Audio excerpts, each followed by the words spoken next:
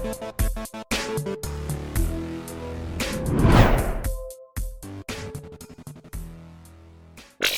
the player that we're going to start with, Hitman, is Chase Edmonds. Okay. With Chase Edmonds, he's always given us flashes that leave us kind of wowed and hoping for more from him.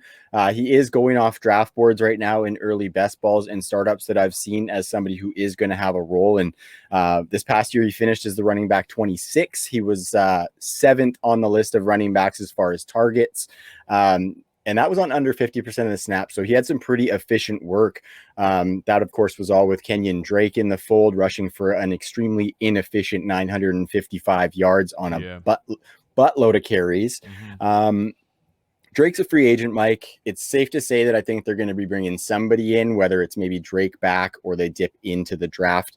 But what do you think? Is Chase Edmonds somebody that's going to ball, or do you think that once that addition comes in, that he might kind of fall off of the value that we might be seeing in drafts right now?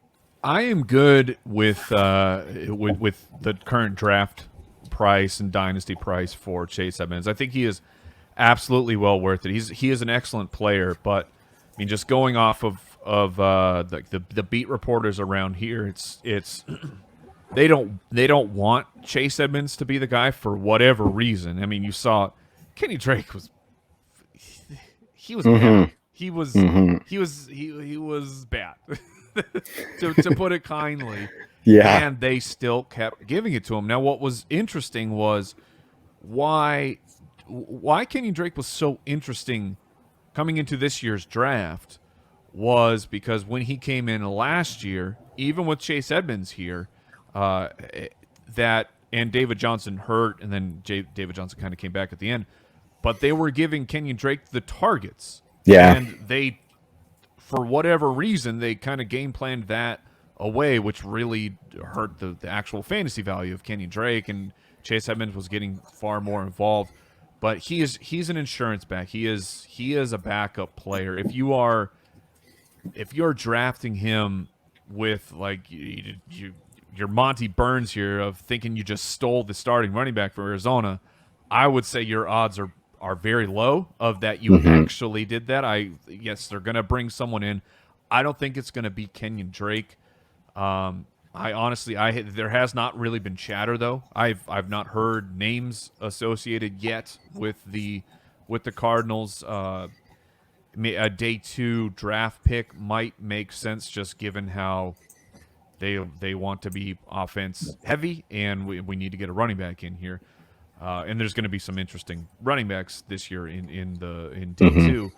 But Chase Edmonds, people aren't overreacting or underreacting. If anything, they might be underreacting a little bit just of what he will offer if said starter is it gets hurt and Chase Edmonds has to pick up more slack. Unfortunately, Edmonds had his own injury stuff that he's had to deal with, and I think that's part of the problem is the team availability is an ability.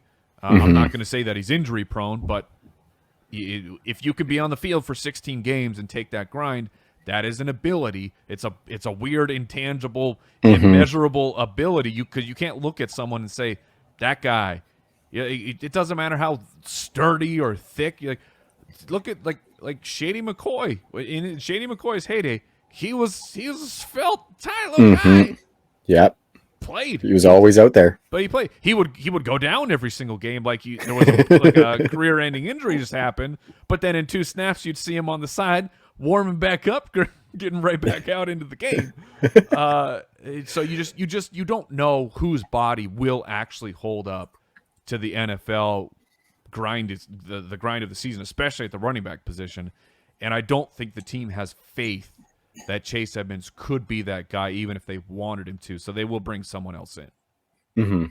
I kind of like Chase Edmonds in that shared role too, because like I said, he had less than 50% of the snaps last year, but he came out with the most snaps, targets, and receptions out of the slot for a running back as well. Sure. So they like to use him differently. So even with another running back, he can come in there and he can be moved around the formation.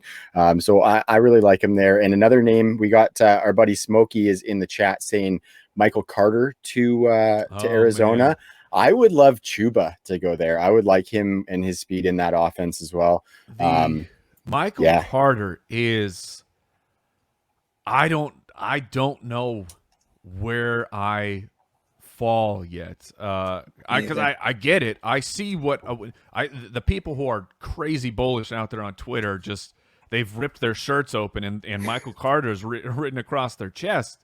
I get it. I've seen the plays. I mean, Javante's way better because that dude is a reincarnation of. Reincarnation is the wrong word because Kareem Hunt is still alive and playing well, but like a spirit connection. I don't know, but Williams is Kareem Hunt to me. He's going to be freaking outstanding. But Michael Carter, like how big is he? And how Benjamin is he? Yes, exactly. Like I mean, Benjamin was a production monster. Travion Williams back in what was he? Texas, getting Ty hot and bothered. Tech. I can't remember where he went, but production monster, but just too small for what NFL coaches and people really want. So, can Michael Carter actually produce at his size? It's like I have the same problem with Kenny Gainwell out of Memphis. I love Kenny Gainwell because. You get me a wide receiver that can catch a running back that can catch like a wide receiver. I'm all about that. The NFL is transforming, and those guys are far more valuable. In our Truth series on the footballers, we were talking about how the value of a running back carry was averaging like 0.6 points or something like that, and targets it was way down at 1.3 points or something like that per target, and it's like that was down. Like the scales were tipped all the way on either side, but we still saw the massive advantage you have catching a pass as opposed to carrying. But it's still worth double of an attempt. Okay, so I want a running back who can catch the ball, but I don't know how big Kenny's going to weigh in. When it comes to the pro day, if he's 205, okay, I'm much happier. But the same thing will happen for Michael Carter. How big is he actually? Because these college teams, the way that they weigh and give a height to these players. I saw this. I think it was a TikTok. It was hilarious. It was a college wide receivers talking to their coach, and it starts off where the guy's like, "Well, I'm 5'7", but." Everyone knows that when you wear the shoes, you get an extra inch, and like it just keeps going. And by the end of the conversation, he's 6'2". And I'm like, exactly. That we can't trust the way that college weighs these guys in. So once his pro day hits, once I see an actual measurable, then I can make a better decision on Carter. But at this point, unfortunately, I would have to lean that I'm out. Because I don't.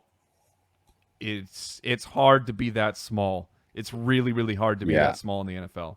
For sure. That's kind of the same type deal. How I tell people I'm a clean 170 and not a $185 when I'm telling them kind of where my weight's at. I remember those days. Yeah. I remember a $140, Mike. So I'm getting up there since having kids.